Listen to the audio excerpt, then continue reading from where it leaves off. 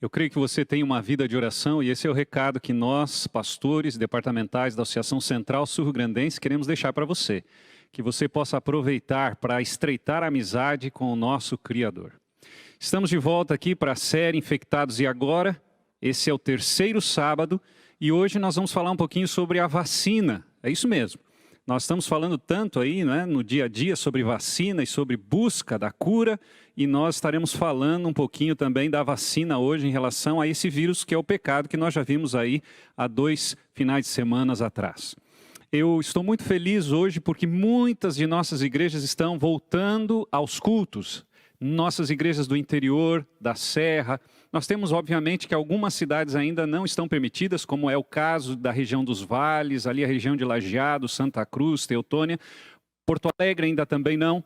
Mas nós temos a alegria de termos muitas outras igrejas já retomando dentro daquelas condições dadas pelos governos estaduais e também municipais.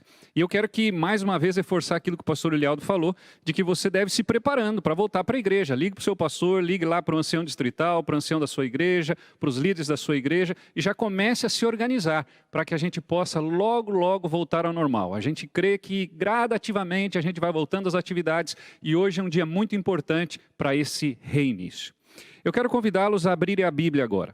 Eu sei que você tem a Bíblia aí bem perto de você e eu quero convidá-los a abrirem a Bíblia no texto que nós encontramos no livro de Mateus.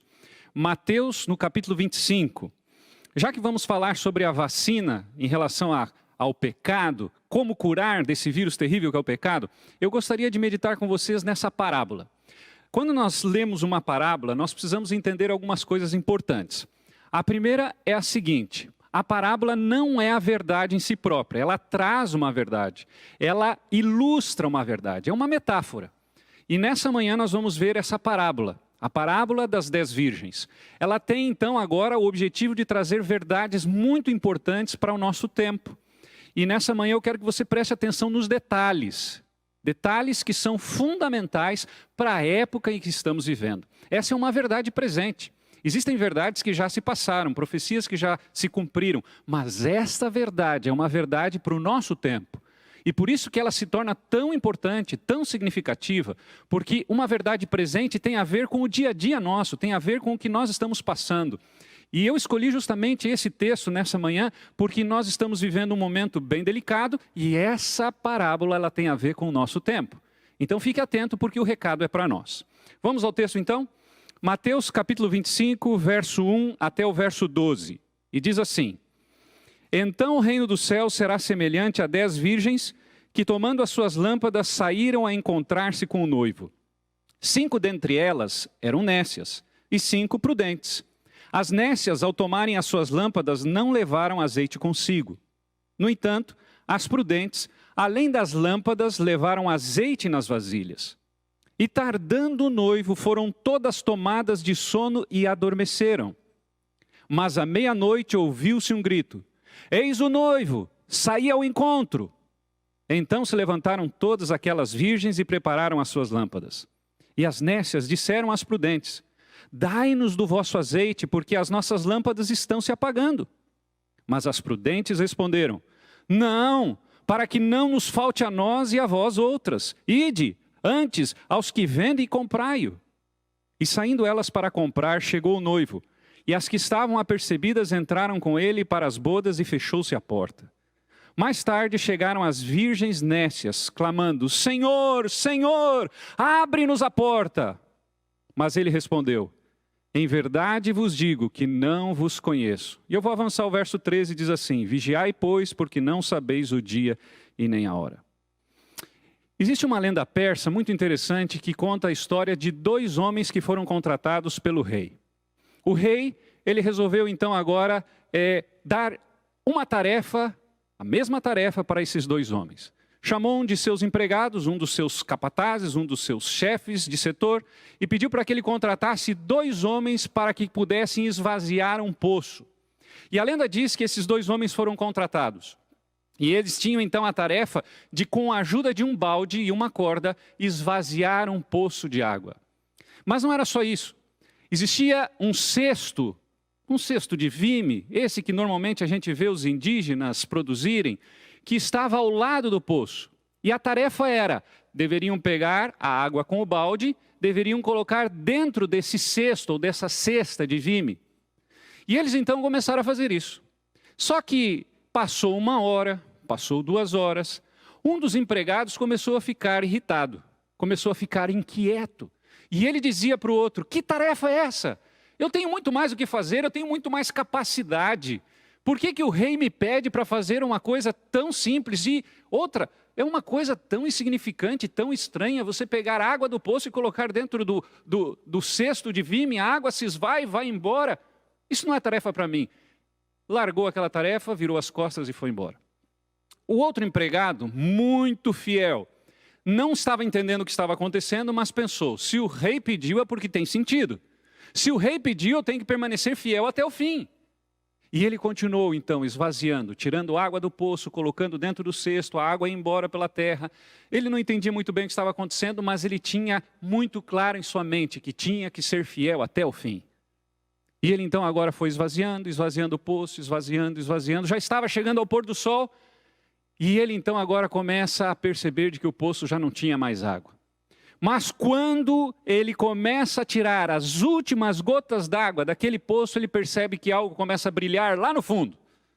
Se tratava de uma pedra de diamantes. E ele tira aquela pedra e ele então agora entende o que estava acontecendo.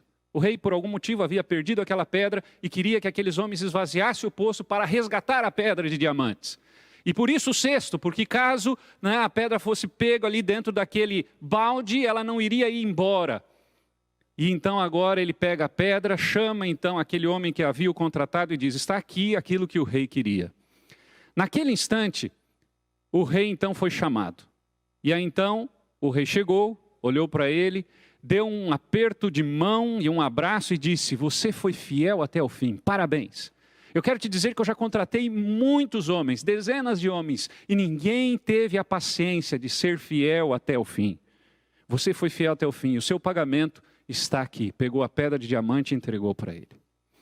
Eu conto essa história, queridos, porque nós precisamos entender que precisamos ser fiéis até o fim. A parábola está falando aqui de 2 grupos. Interessante que tem algumas características aqui. Você percebe que o texto está falando de virgens.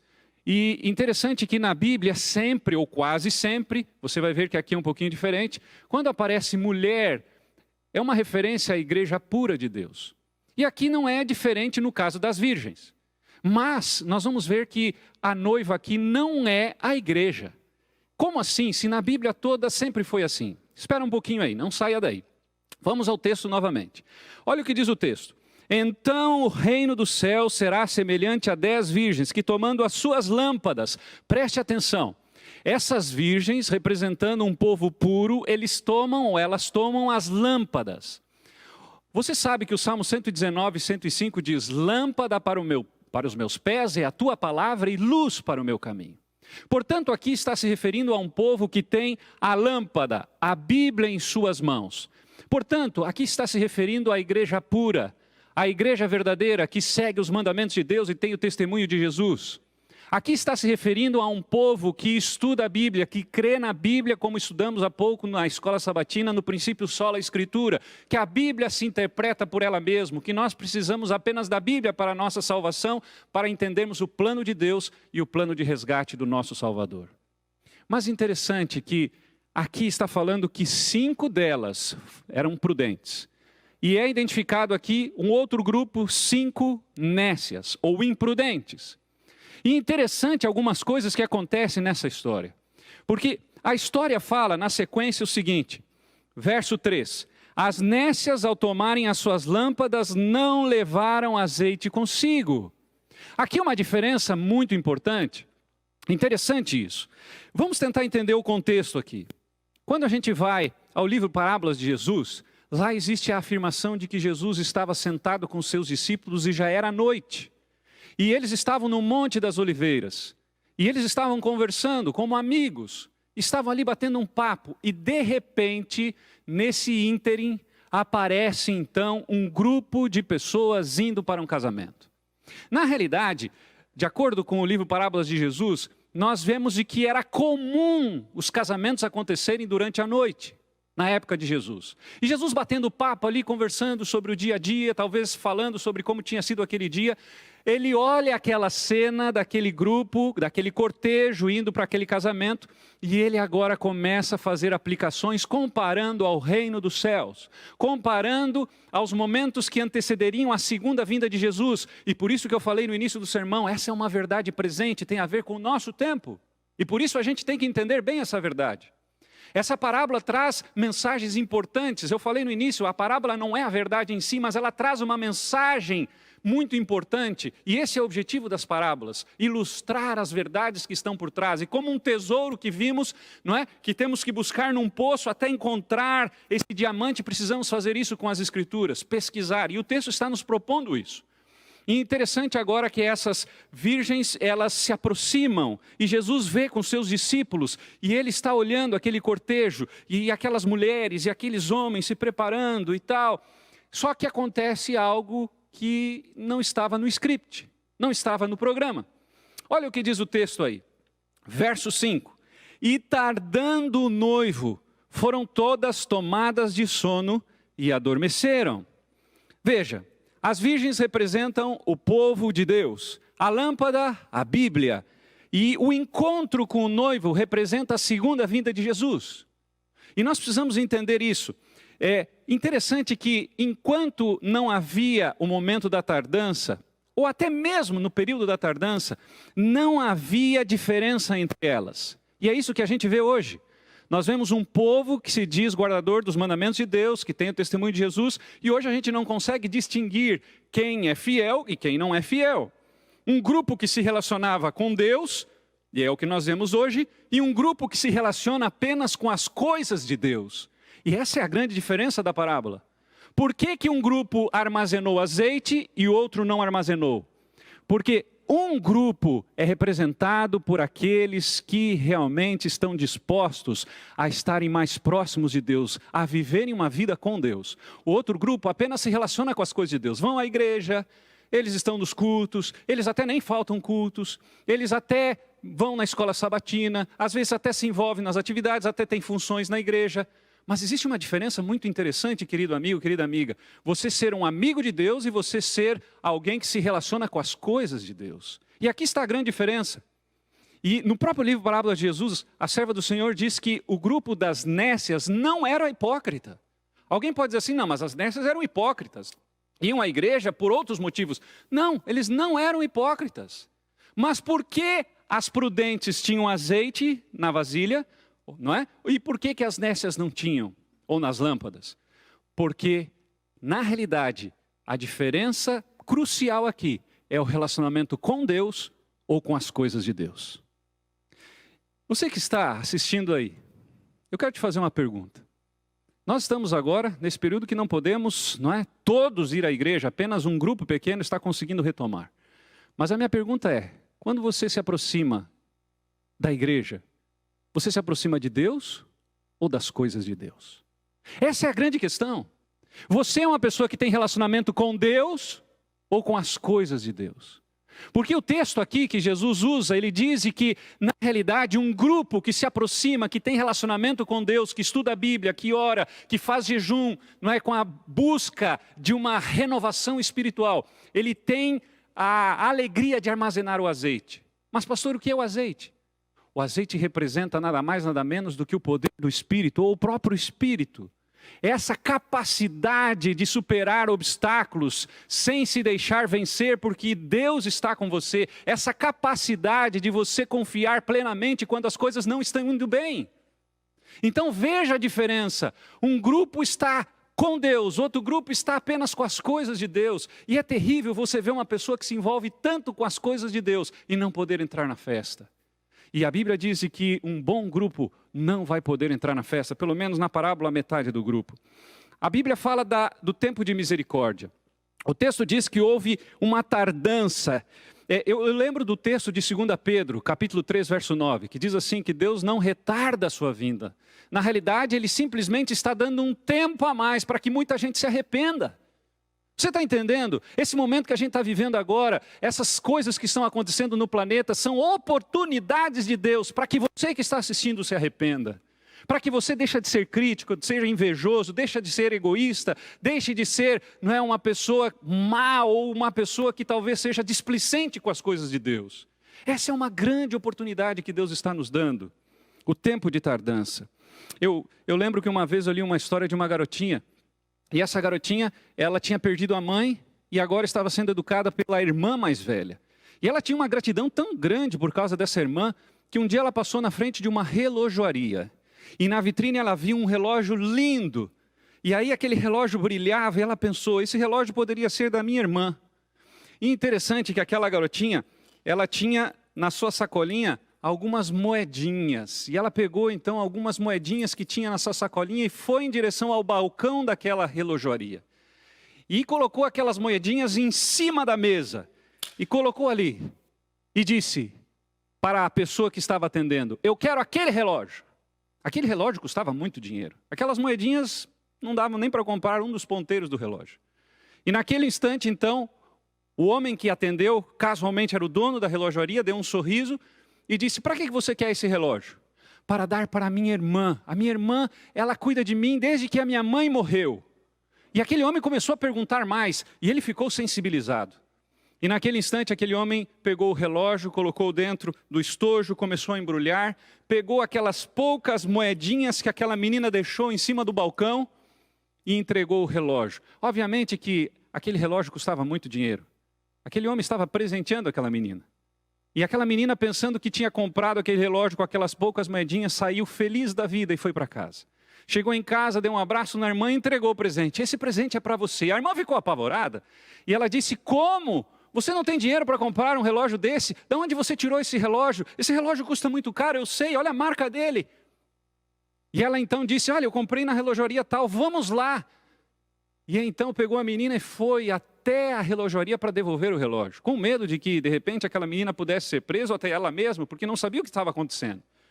Mas quando chegou lá, ela colocou, então, aquele estojo com aquele pacote aberto em cima, falou com o dono e disse, olha, eu vim devolver, porque a minha irmã veio com esse relógio dizendo que tinha comprado, ela não tem dinheiro para pagar. E aquele homem disse, como assim? Ela já me pagou. E naquele instante, ela ficou, então, olhando para ele e disse, ela pagou, mas ela não tem dinheiro. Ela não tem condição. E ele disse, sim, ela pagou, com o coração agradecido. Mas está aqui, quanto custa? Quem sabe eu compro, então se o senhor não quer receber de volta.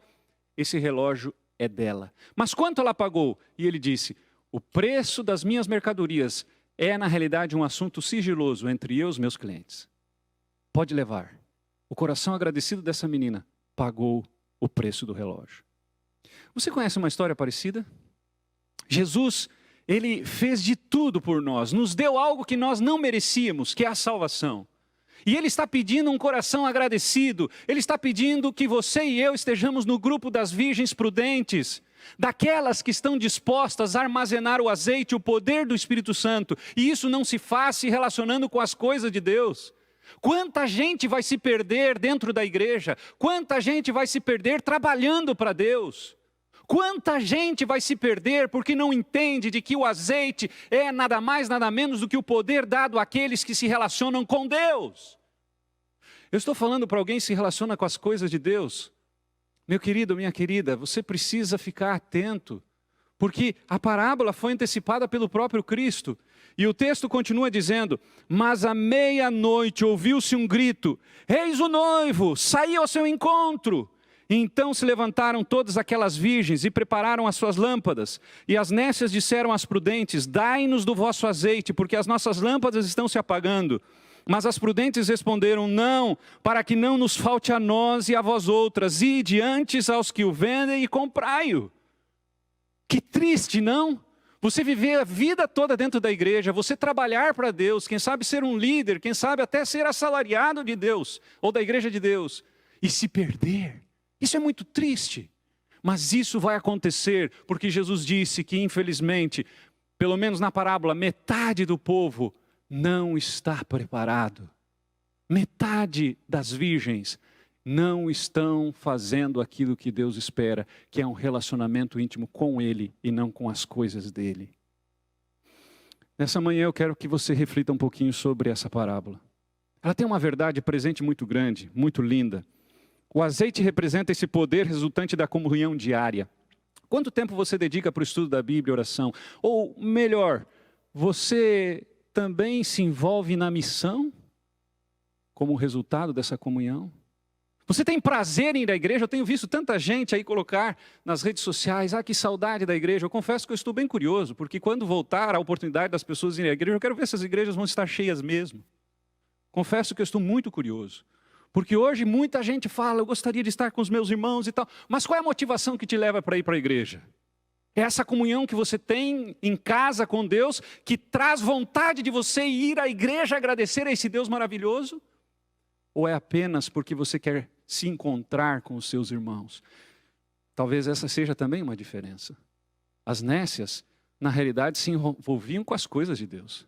Mas o azeite não armazenaram. O azeite, o poder do Espírito Santo, não foi armazenado porque elas não tinham comunhão diária, não estudavam a Bíblia, não oravam, não dedicavam tempo suficiente em casa para armazenar o azeite. E eu creio que é muito pior alguém que sonha em poder entrar na festa e não entrar, do que aquele que não sonha em entrar à festa. Muita gente não vai entrar na festa, mas quantos sonham em entrar na festa e não vão poder?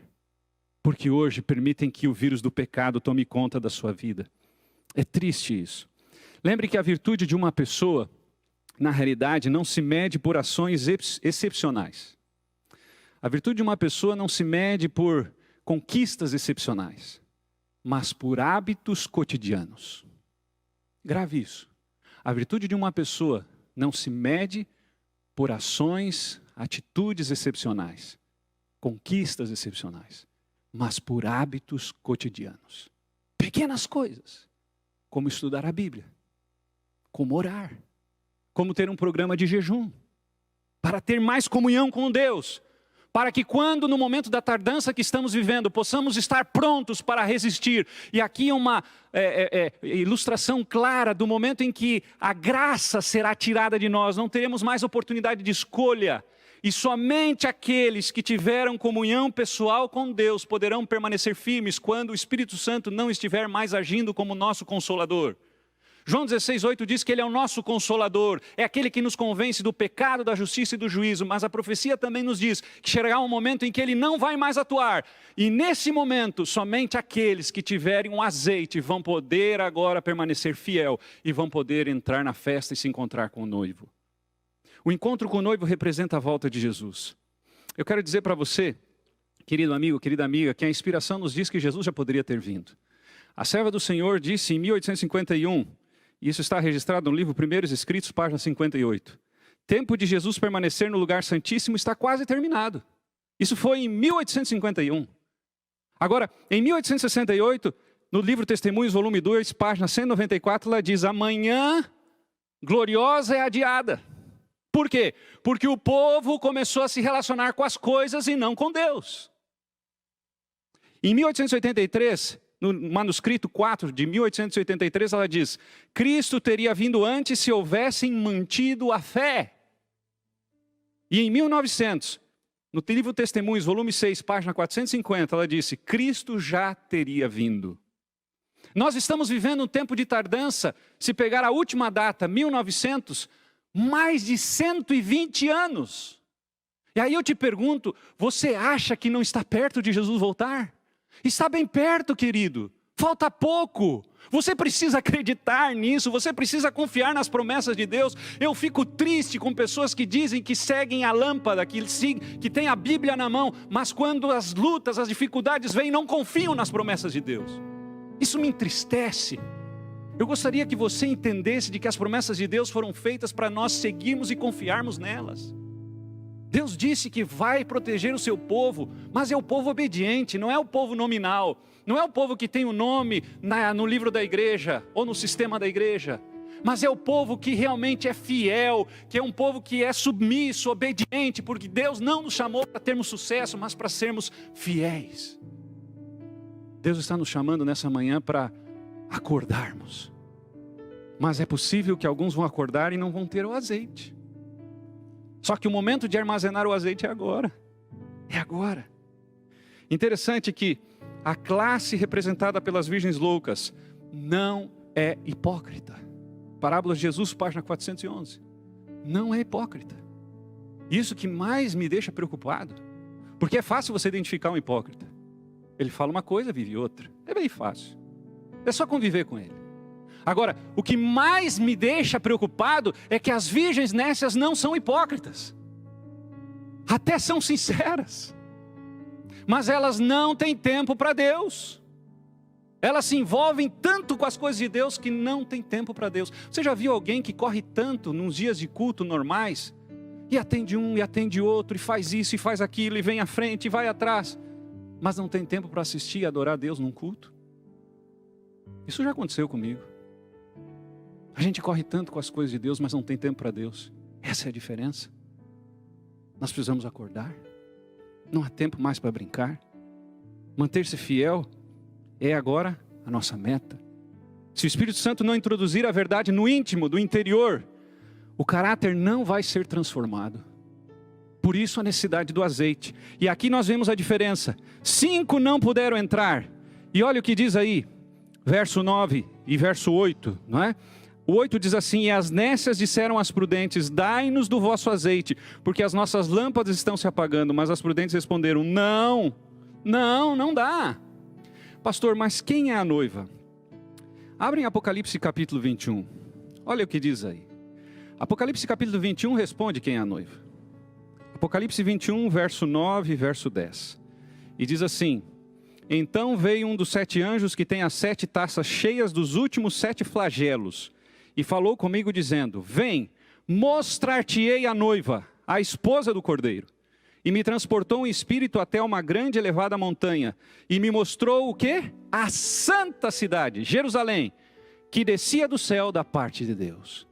Quem é a noiva? É a santa cidade. Quem vai poder entrar na santa cidade como convidado? As virgens prudentes. Quem é o noivo? Jesus. E quando o noivo chega? Por ocasião da segunda vinda. E quando vai ser o casamento? Quando ele estiver adentrando a cidade celestial, a cidade santa. Quando começar o milênio, ali então se dá o casamento. E quando vai ser a festa? Durante o milênio. Você já viu que privilégio Deus está dando para as virgens prudentes? Participar da festa, das bodas do Cordeiro, durante o milênio. Você quer participar das bodas do Cordeiro? Você quer fazer parte dessa festa? Por que eu contei nessa estrutura? Porque o casamento judaico era assim. Olha como é que funcionava o casamento judaico. O noivo ia para a casa da noiva e fechava o contrato com o pai da noiva. Eu quero casar com a sua filha. Ok. Voltava a construir uma casa. Interessante que a estrutura da parábola é bem essa. E depois voltava a buscar a noiva e aí então levava para as festas, juntamente com os demais. E depois da festa, ele trazia a noiva para a casa que ele havia construído. Sabe quando é que Jesus vai trazer a noiva para casa? Quando terminar os 1000 anos. E essa noiva agora virá para a nova terra. E essa terra, de acordo com o Apocalipse, será então a capital do universo. Olha que coisa linda. Jesus pega a estrutura do casamento judaico e agora então apresenta a parábola dentro dessa estrutura. Queridos, Deus está nos chamando para nós fazermos parte dessa festa, durante 1000 anos. E Deus está nos chamando para nós também fazermos parte desse lugar, onde Ele vai levar a noiva, a cidade santa, será transportada para essa nova terra. A casa que Ele vai preparar, a casa definitiva. Não estou me referindo à casa nos 1000 anos, essa é outra história. Mas diante da parábola, a casa definitiva será a nova terra. Um mundo que foi contaminado pelo vírus do pecado, mas que tem a vacina, a Bíblia e o poder do Espírito.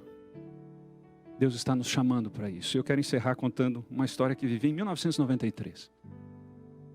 Estava fazendo o 2º ano de teologia. Tudo normal, uma sexta-feira. E aí então, naquela sexta-feira, fomos para a aula, morava no residencial. Nesse colégio tinha não só a faculdade, mas também o lugar onde os alunos moravam, os solteiros. E eu morava no residencial, no quarto 110. E aí saí, então fui para a aula, mas naquela sexta-feira, um dos professores que dava os 2 últimos períodos faltou por algum motivo. Teve um problema de saúde, não pôde vir. E aí então um colega casado disse, vamos jogar bola? A minha turma gostava muito de jogar bola. mas muito mesmo. Eu não sei se esse é mal de pastor, pastor gosta de esporte, pelo menos a maioria que eu conheço. E aí então, nós fomos para o campo de futebol. Chegamos no campo de futebol, lá estavam os casados com seus carros ali e tal, tinham ido em casa. Eu lembro que eu fui até o quarto 110, troquei de roupa, coloquei a bermuda, coloquei a camiseta, coloquei o tênis. E eu lembro apenas disso, e fui para o campo, e não lembro mais nada. Eu só lembro que eu acordei dentro de uma ambulância, indo para a Unicamp, em Campinas. Isso foi no interior de São Paulo. E quando eu tentei levantar dentro da ambulância, o pastor Douglas Mensley, que hoje é diretor do UNASP Campus 1, ele era o preceptor, ele pegou na minha mão e disse: Marcos, se acalma. E eu tentei levantar, uma dor de cabeça terrível. E eu perguntei: o que aconteceu? Ele disse: você bateu a cabeça, fica tranquilo. E eu disse: ficar tranquilo? Está me doendo a cabeça, eu quero saber o que está acontecendo. E a ambulância, aquele barulho de ambulância, aquela sirene. E aí naquele instante ele disse: Marcos, se acalma que nós estamos indo para a Unicamp. Nós vamos fazer exames lá, ver se você está bem, e eu vou ficar contigo o tempo todo. E de fato, tenho uma gratidão muito grande ao pastor Douglas Mensley. E ele ficou comigo o tempo todo. E ali foi um dia de muitos exames. Tomografia, e aí você imagina, né? Eu entrando dentro daqueles aparelhos o dia inteiro, e médico, enfermeiro, o dia inteiro. E eu com uma dor de cabeça terrível. E eu queria saber o que estava acontecendo, mas ninguém me falava. Até que eu consegui falar com o pastor Douglas no intervalo de um desses exames, e ele me disse: Marcos, você foi disputar uma cabeçada com o Rubens. E vocês dois bateram a cabeça. E você desmaiou, você teve convulsão, parada cardíaca. Ele também desmaiou, mas logo em seguida voltou. Você precisou ter sido ressuscitado com respiração artificial. E um dos colegas conseguiu trazer até aqui a cidade ali mais próxima. E eu vim na sequência e aí consegui chegar a tempo para ir na ambulância com você. Eu sei dessa história porque ele me contou. Porque eu não lembro de mais nada. E eu lembro que, chegando depois de volta no colégio, com uma dor terrível, já de noite, os meus colegas vieram e traziam comida, e todo mundo achou que eu ia morrer. E num colégio interno, onde tem muitos alunos que convivem junto, a notícia se espalha rápida. E a notícia era de que eu ia morrer. E eu já não sabia o que estava acontecendo, se ia morrer ou não. Mas eu sei que eu estava com uma dor de cabeça muito grande. E a conclusão é, de acordo com os médicos, que não ficou nenhuma sequela. A minha esposa ainda brinca que acha que ficou alguma coisa, mas eu acho que não ficou nenhuma. E o fato é de que os exames disseram que está tudo bem. A única coisa que aconteceu foi uma amnésia parcial. Eu esqueci do momento em que eu fui para o campo até o momento em que eu acordei naquela ambulância. E eu fiquei uma semana ali, sendo paparicado pelos colegas e tal. Até está ficando bom a situação, sabe? Mas uma dor terrível, uma dor de cabeça terrível. E naquela semana eu refleti muito sobre a minha vida. E eu lembro que em algum momento veio uma voz que me dizia assim: você está vivendo agora uma vida emprestada. E eu fiquei com aquela frase, uma vida emprestada. Você está vivendo uma vida emprestada. E eu gravei aquilo. E eu confesso para vocês que eu entendi de que era Deus dizendo para mim que eu poderia ter morrido, mas pela misericórdia dele, eu estava vivendo uma vida emprestada. E hoje eu vivo uma vida emprestada desde 1993. E eu entendi que Deus permitiu que eu vivesse uma vida emprestada para poder pregar o Evangelho. E é por isso que hoje eu prego meus sermões como se fosse o último sermão. É por isso que eu estou pregando para você, porque eu não sei o que vai acontecer comigo daqui a alguns minutos. E muito menos com você. E eu creio piamente de que nós temos que aproveitar o tempo que Deus nos deu de misericórdia, no meu caso, o tempo, os anos emprestados que Ele me deu, para pregar e me desgastar na palavra de Deus. E eu gostaria de fazer esse apelo nessa manhã, para você que está me assistindo. Você não pode brincar, porque você pode estar dentro da igreja, você pode estar se envolvendo com as coisas da igreja, você pode ser até um funcionário da igreja, mas se perder e não poder entrar na festa que Jesus está preparando, que Deus Pai está preparando para o noivo e para a noiva. Você não quer tomar uma decisão de se aproximar mais de Deus? Será que não chegou a hora de você entregar a tua vida completamente ao Salvador Jesus? Eu vou chamar a Patrícia agora, ela vai cantar nesse momento.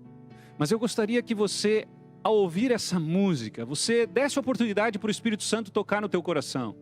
Lembre que uma pessoa não vai ser reconhecida por atos excepcionais no reino de Deus, mas por atos cotidianos, como estudar a Bíblia, orar e ter um programa fiel de jejum. Deus está nos conclamando a nos arrependermos. Deus está te chamando para que você armazene um azeite, para que você realmente tenha o poder do Espírito Santo trabalhando em tua vida, para que dessa forma nós possamos estar na Canaã eterna. Eu creio piamente que estamos vivendo os últimos momentos da história desse planeta. Eu não tenho dúvida nenhuma. Não é por causa de uma epidemia, é por causa de vários sinais, dentre os quais uma epidemia faz parte. Mas não há mais tempo para brincar, porque o tempo de tardança, ele já está longo demais, e Jesus está voltando. Se você quer realmente entregar a sua vida a Jesus, tem o telefone aí que você pode entrar em contato, e nós teremos um pastor que vai entrar em contato rapidamente com você. Se você quer voltar para a igreja, se você quer reafirmar o seu compromisso com Deus, se você quer estudar a Bíblia, se você quer se batizar, está aí o telefone, não perca tempo, porque a misericórdia está acabando. Enquanto ela canta, eu quero te convidar a ficar em pé, aí onde você está, demonstrando o seu amor pelo Salvador Jesus com essa atitude.